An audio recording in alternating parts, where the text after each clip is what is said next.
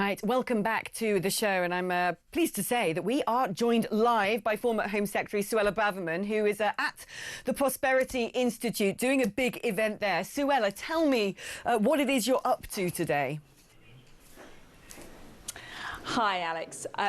Today we held a discussion event at the Prosperity Institute on a policy paper that I've co-authored with the Prosperity Institute on how to leave the European Convention on Human Rights. We deal with a little bit of the why, but we're all familiar with the why. We've focused very much on the how to make it happen and how to make it a success. I've set out a detailed and comprehensive strategic, diplomatic and legislative plan for any government that would be interested in doing this. Now, you were a former Attorney General. The current Attorney General, Lord Hermer, seems to have contradicted noises being made by the new Home Office Minister Shabana Mahmood about overhauling the ECHR, saying that actually it is impossible to reform in the short term. And of course, he has also ruled out the prospects of leaving it. And we've also just learned, quite remarkably, although I don't think it is really that remarkable, that Sir Keir Starmer himself actually edited a manual on interpreting human rights laws to prevent Britain from deporting small boats migrants. It's almost like we have a dystopian government. Well, we do have the epitome of the lefty lawyer, the human rights lawyer par excellence, as our Prime Minister, supported by one of his best friends in the Attorney General, who's also was a human rights lawyer. And, you know, unfortunately, it doesn't bode well in terms of the prospects for the UK leaving the ECHR under Labour. But I did invite the Attorney General to my event, so he's always welcome to read my paper. And listen, if Keir Starmer had a change of heart and picked up my paper, I would be one of the happiest MPs in Parliament. Yeah, I wish Lord Hermer would graciously accept your invitation, although I think hell will freeze over before that happens. Talking about hell freezing over, I didn't think it was too much of an outside prospect that Mandelson would end up being fired today. That is despite Sir Keir Starmer in PMQs yesterday saying, no, he's going to stay. The same modus operandi as always. Nothing to see here. There's got to be a due process. Oh, look, a report shows that actually I should have binned this person.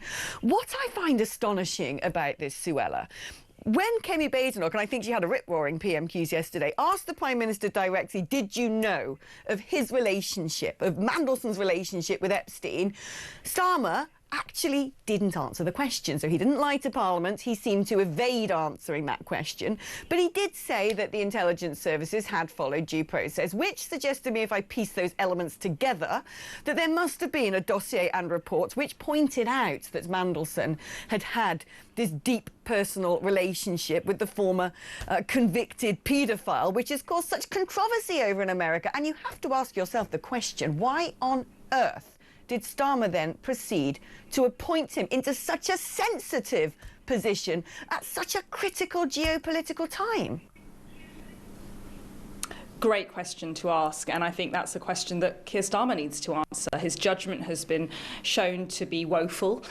He's obviously overlooked information that should have come to light in a vetting process, and this is just more chaos. This is becoming a weekly occurrence where senior people in the Labour Party are being exposed and having to resign or be sacked.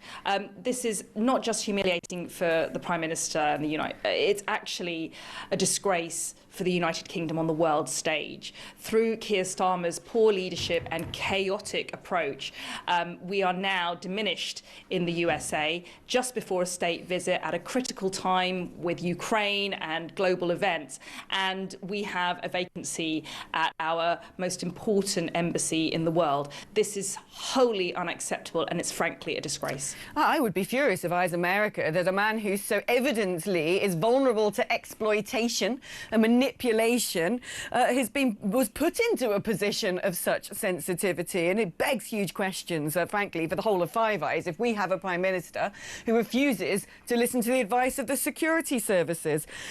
If I could end asking you about your reaction to the absolutely awful assassination of Charlie Kirk yesterday and what Donald Trump said, which is about the inflammatory language, the framing of people on the right wing as fascists and Nazis, as existential threats, and how that is now leading to essentially some of those left-wing words are now becoming bullets? It's tragic.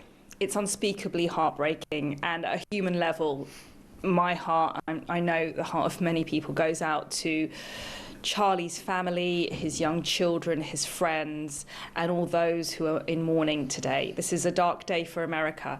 And what does it say about our society, Western society, where someone who is freely expressing his political views ends up losing his life? This is a political assassination, and it really must force us all to stop and think about what's happening in our society. We can't go on like this. It can't be the case that people who put their heads above the parapet, who are brave and speak for the voiceless, are literally being shot down. What strikes me, Suella, is, you know, there's the left wing portrays someone like Charlie Kirk as dangerous, with controversial opinions.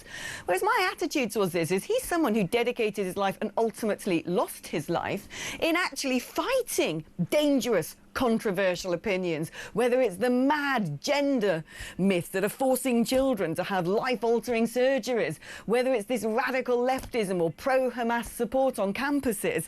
He, if anything, was there as a sensible centrist Christian wanting to actually try and push back against some of the more toxic elements that are spreading.